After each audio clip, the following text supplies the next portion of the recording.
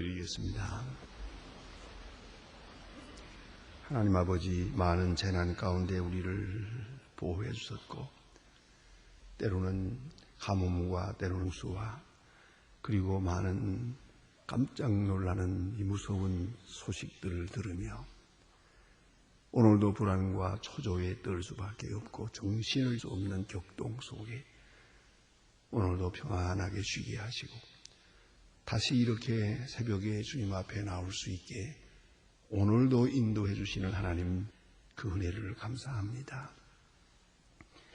주께서 우리에게 베푸신 은혜가 이렇게 한이 없이 크지만은 이 은혜를 다 알지도 못하고 보답지도 못하고 감사할지도 모르는 미련한 저희들을 꾸짖지 아니하시고 더 큰 은혜로 오늘도 계속해서 은혜 베풀어 주시는 하나님께 감사와 칭과 영광을 돌리옵나이다.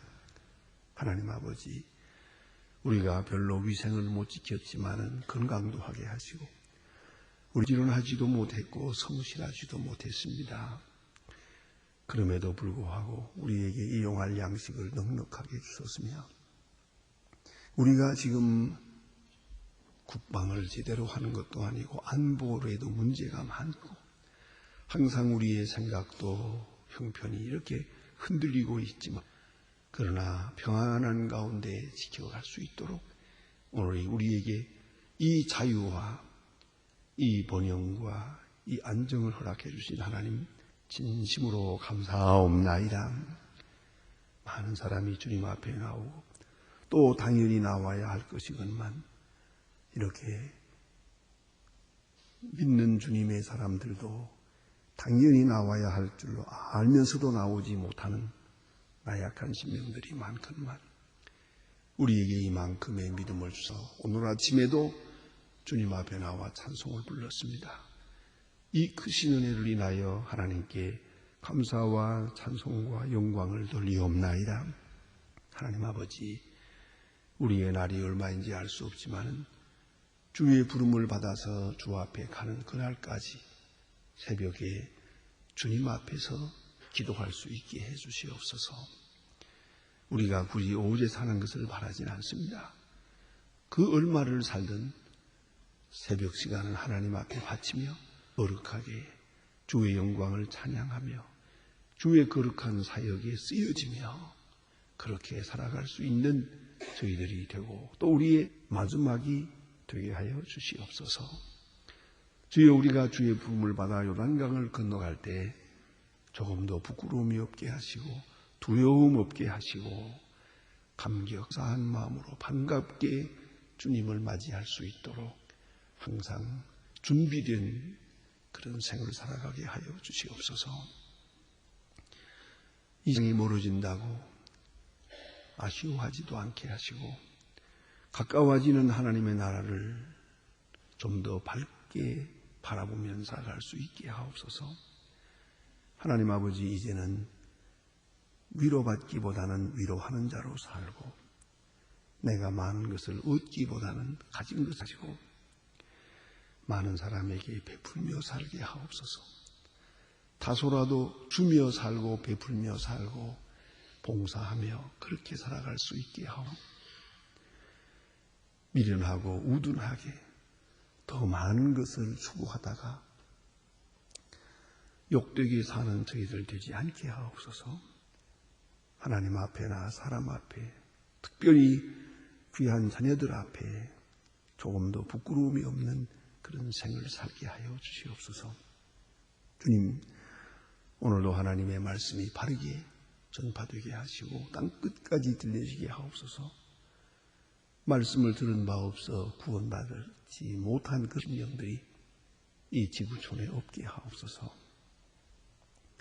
복음 전파를 위해서 몸과 마음 뜻을 다 바쳐 수고하는 주님의 일꾼들에게 늘 크신 은혜와 사랑으로 채워주시옵소서. 특별히 기도하옵는 것은 오늘도 저희 교회가 교회된 본분을 다하고 거룩한 역사를 잘 감당하는 은혜와 진리로 충만한 교회가 되게 하시고 이 교회를 찾아드는 모든 사람들이 흡족한 은혜를 받고 그리고 주의 사람으로 거듭날 수 있게 은총 내려주시옵소서. 하나님 아버지, 이 나라를 하나님 돌보아주소서. 주의 말씀과 진리 위에 굳게 세워주시고 거룩하고 온전하신 뜻이 이 땅에 이루어지게 하옵소서. 주의 공화 하수같이 흐르게 하시고 주의 평화가 이 땅에 깃들게 하옵소서. 온 국민의 마음을 감동하사 하나님의 거룩하신 뜻이 이루어질 수 있게 하옵소서. 정치, 경제, 문화, 교육 모든 면에서 지도하고 있는 지도급에 있는 분들에게 겸손과 믿음을 바른 판단력을 주시옵소서. 온 국민이 서로 사랑하고 신뢰할 수 있고 성실한 백성 되게 하여 주시옵소서.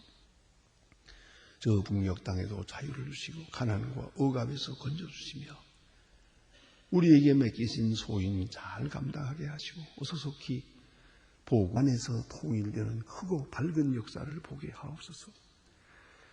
지하에서 울부짖는 성도들의 그 피에 맺힌 기도를 하나님 들어주시옵소서.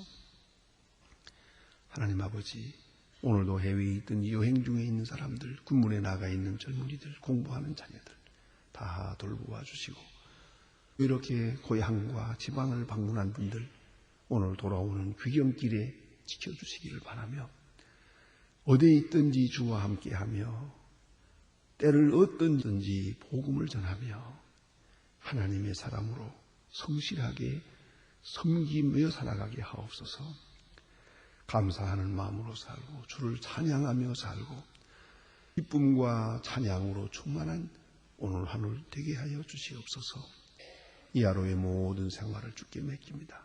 주만이 영광을 주시옵소서. 주 예수 그리스도의 이름으로 기도드립니다. 아멘. 하나님의 말씀은 계속해서 우리 마태복음 3장 보겠습니다. 마태복음 13장입니다. 마태복음 13장 24절로부터 봉독하게 됩니다. 마태복음 13장 24절로 30절 그리고 건너서 3절로 43절 이렇게 보게 됩니다. 마태복음 13장 먼저 24절로부터 30절까지 다 같이 봉독하시겠습니다. 시작합니다.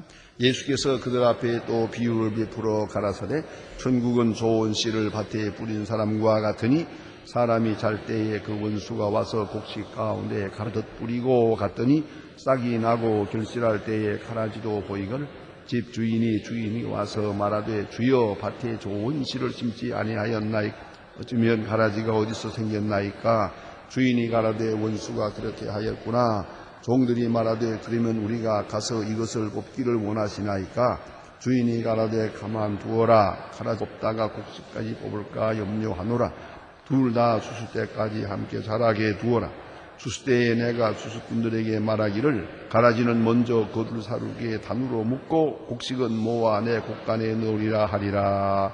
이제 36절로 43절까지 보게 되었습니다. 시작합니다. 이에 예수께서 무리를 떠나 집에 들어가시니 제자들이 나와 가라되 밭에 가라지 비유를 우리에게 설명하여 주소서. 대답하여 가라사대 좋은 씨를 뿌리는 이는 인자요 밭의 세상은 좋은 씨는 천국의 아들 가라지는 악한 아들이요 가라지를 심은 원수는 마귀요 추수 때는 세상의 끝이요 추수꾼은 천사들이니 그런즉 가라지를 거두는 불에 사루는 것 같이 세상 끝에도 그러하리라. 인자가 그 천사들을 보내리니 저희가 그 나라에서 모든 넘어지게 하는 것과 불법을 행하는 자들을 거두리라. 불무에 던져 넣으리니 거기서 울며 이를 갈미 있으리라. 그때의 의인들은 자기의 아버지의 나라에 들어가서 해와 같이 빛나리라. 귀 있는 자는 들으라. 아멘. 오늘 본문에 있는 말씀, 이 가라지 비유는 씨 뿌리는 비유의 영이라고 볼 수가 있습니다. 그러니까 씨 뿌리는 비유, 이것은 이미 말씀드린 것처럼 씨는 복음이, 씨 뿌리는 자는 전도자예요. 그리고 이 밭은 세상이다. 그런 말씀으로 믿고, 그것도 이 같은 복음을 전하지만은 그 복음을 받는 대상, 복음을 받는 사람들의 응답은 전혀 다르다. 그들의 마음밭의 상황에 따라서, 응변에 따라서 다른 결과를 가져왔더라는 겁니다. 그 소중한 씨앗이, 그 생명력이, 그 씨앗의 그 역할을, 그 귀한 생명 다 나타낼 수가 없었다 하는 그런 말씀을 보았습니다. 오늘은 조금 더 형이사학적인 말씀입니다. 역시 밭과 종자에 대한 말씀입니다. 그리고 여자들이 물었기에 그러하기도 합니다만은 예수님께서 그 내용을 설명해 주시기도 했습니다. 이것이 뿌리는 비유의 연장선에서 생각하겠습니다.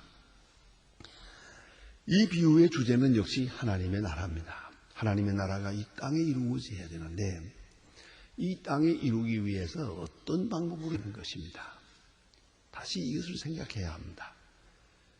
우리는 좀 이 환경의 변화 혹은 이 대자연의 변화, 천지개벽과 같은 그런 좀 희한한 일을 통해서 하나님의 나라가 이루어졌으면 합니다. 그러나 우리가 깊이 생각해야 합니다.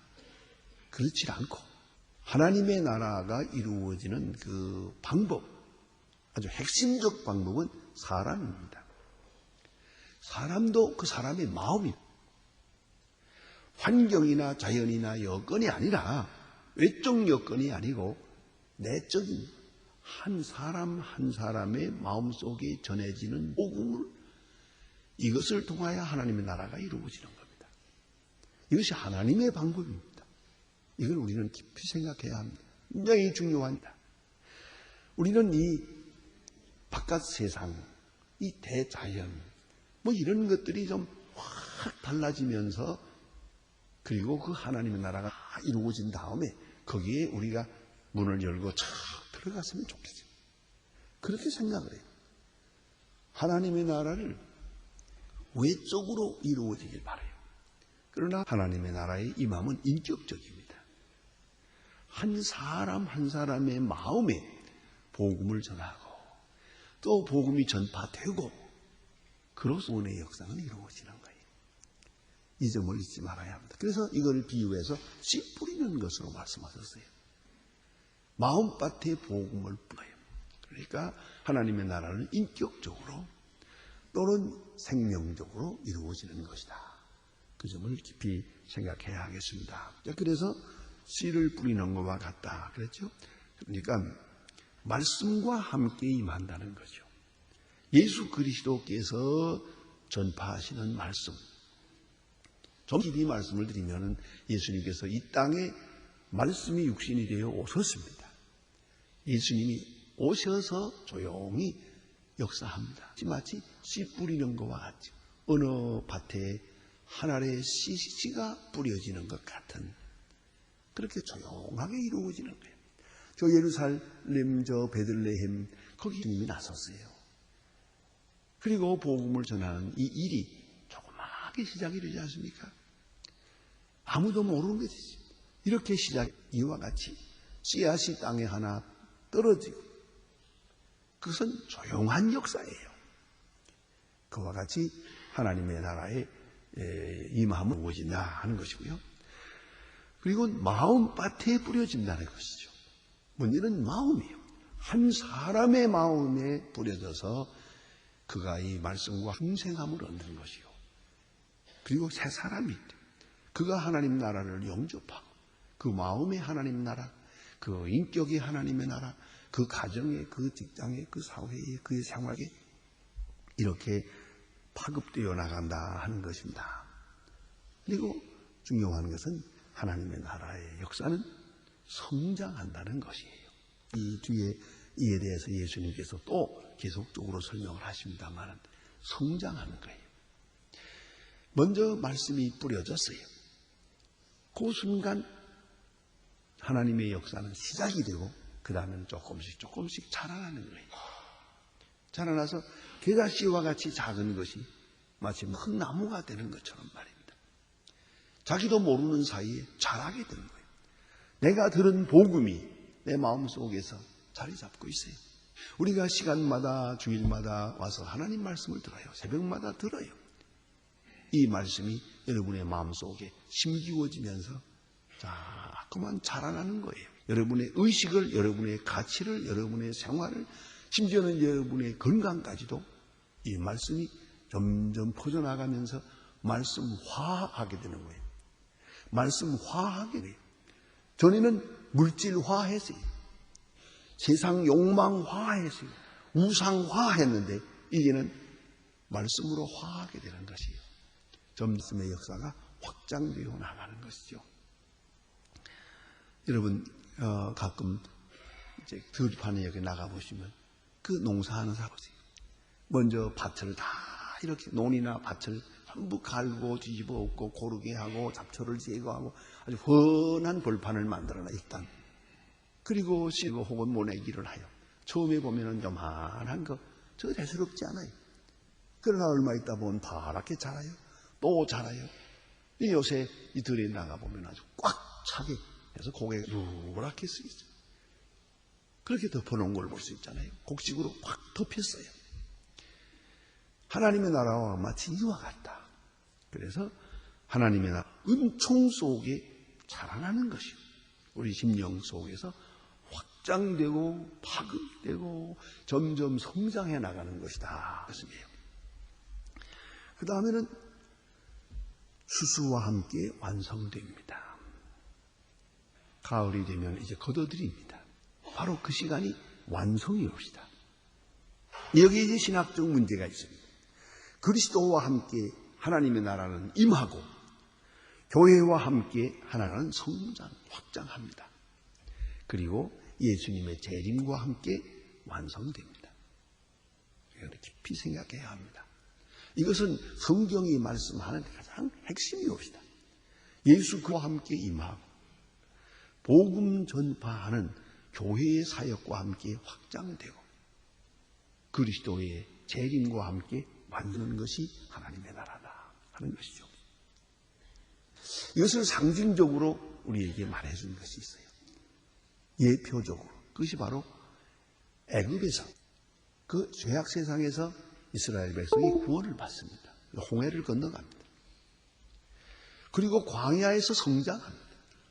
내 말씀을 받아서 율법을 배우고 율법을 익히고 많은 사건 속에서 계속 하나님의 사람으로 교훈을 받고 훈련을 받습니다. 그리고 10년 후에 요단강을 건너 가나안에 들어갑니다. 이게 하나님의 나라의 완성입니다. 이건 상징적인 것입니다. 그러나 여기서 주요하게 오늘 생각하는 것은 여기서 오늘 본문의 특별한 것은 이 가라지입니다. 이 가라지가 어디서 나왔느냐는 것이죠. 이런 형이상학적인 문제에 대해 우리는 더 이상 생각할 필요가 없습니다. 이것은 이제 이 말씀을 깊이 생각하고 또 속은 실제 상황 속에서 이것이 무엇을 의미하는가를 우리는 알게 됩니다. 오늘 본문에 나타난 뜻은 가라지와 곡식이 함께 자란다는 겁니다. 분명히 알곡만, 이 곡식만 심었는데 여기에 가라지가 있어요.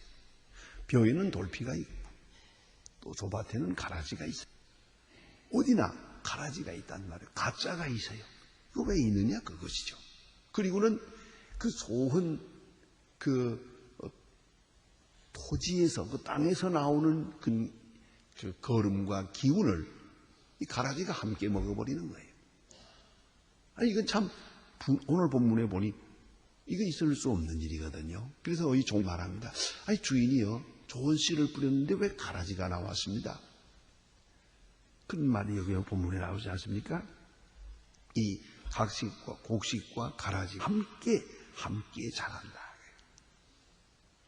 여기에 교회의 모습이 있어요.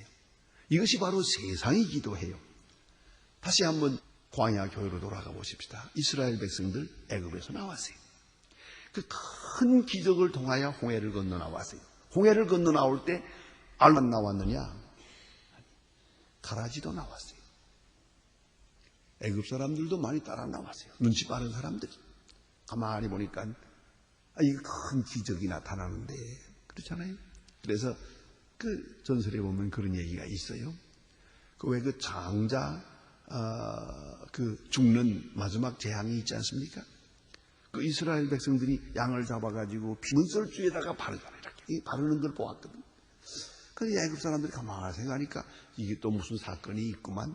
10가지 재앙을 내리는 걸 보았으니까 어쨌든 이스라엘 사람들 하는 대로 하면 무사할 끼야.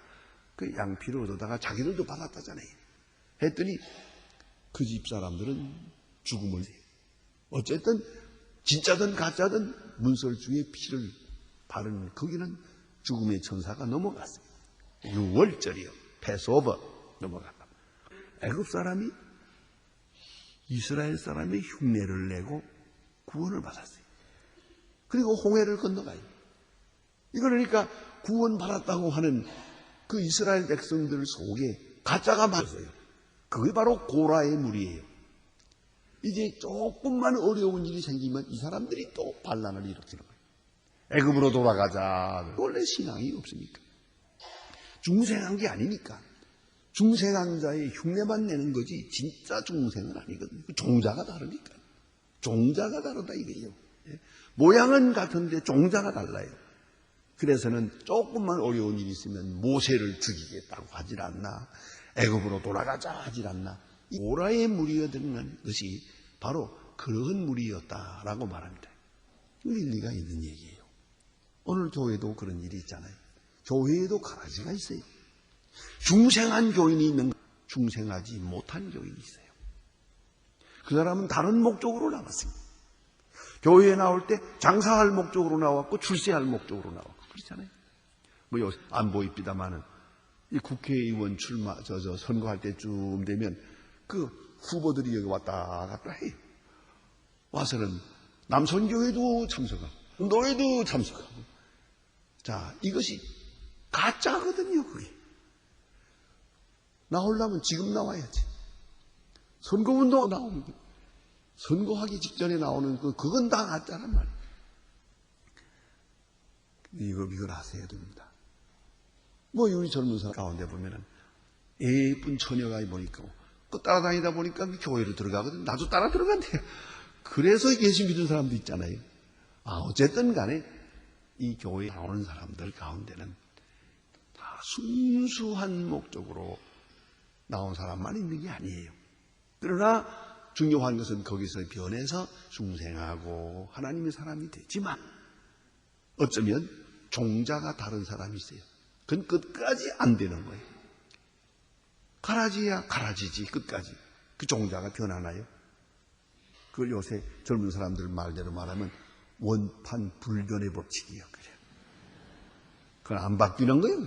종자는 종의 기원, 그건 안 바뀌는 거예요. 그건 뿌리가 다르고 종자가 달라요.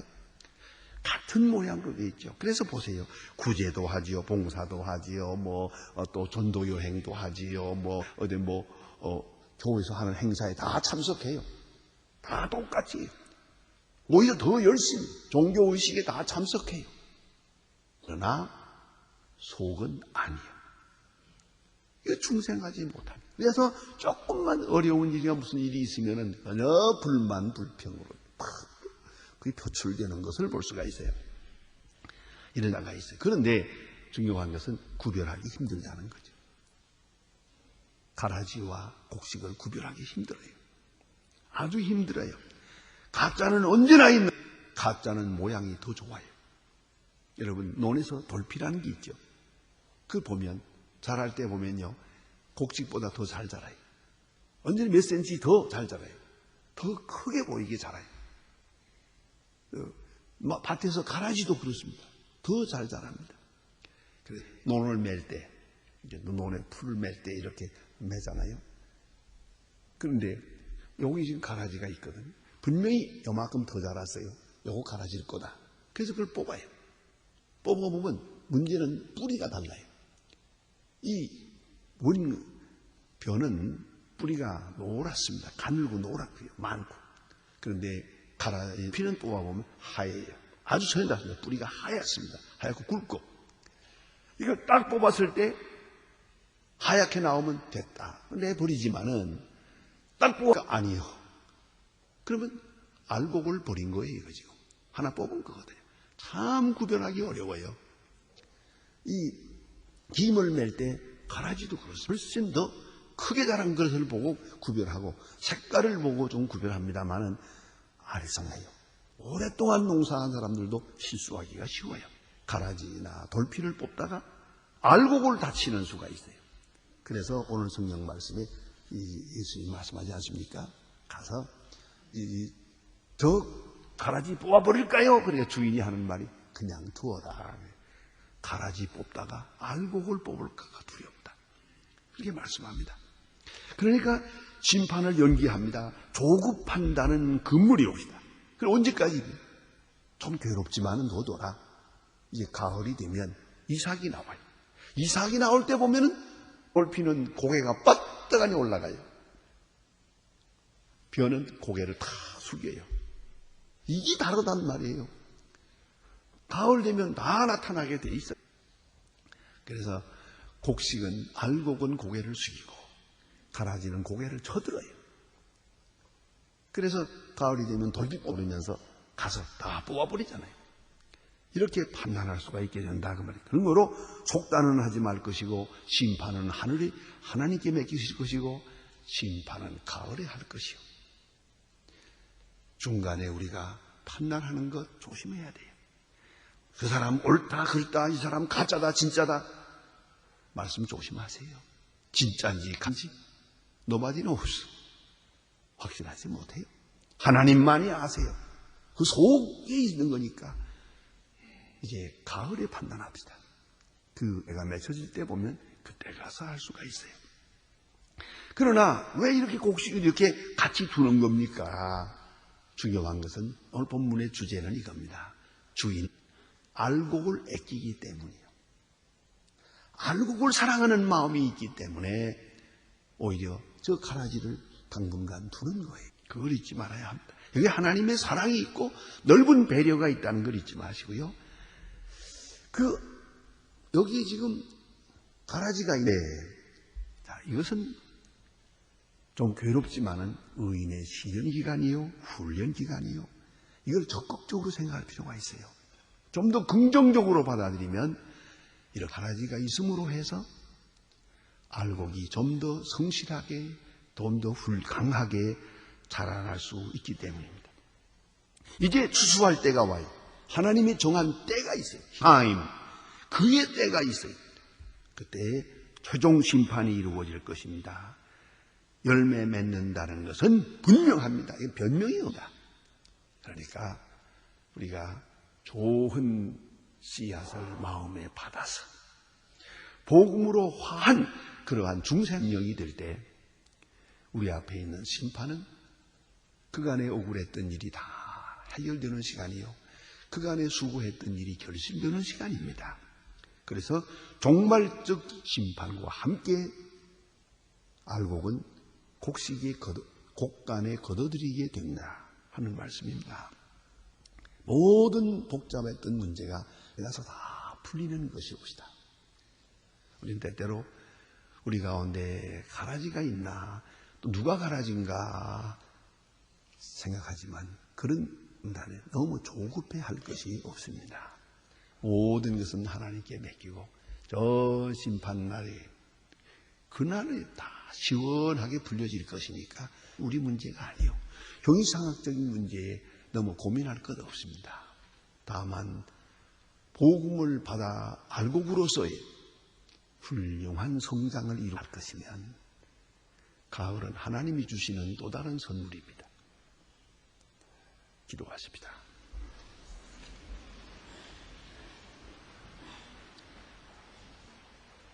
하늘에 계신 우리 아버지시여 이름이 거룩히 여김을 받으시오. 나라의 마옵시오. 뜻이 하늘에서 이룬 것 같이 땅에서도 이루어지이다. 오늘 우리에게 일용할 양식 우리가 우리에게 죄 지은 자를 사해 준 것 같이 우리 죄를 사해 주옵소서. 우리를 시험에 들게 하지 마옵시고 다마로 구하옵소서. 나라와 권세와 영광이 아버지께 영원히 있사옵나이다. 아멘.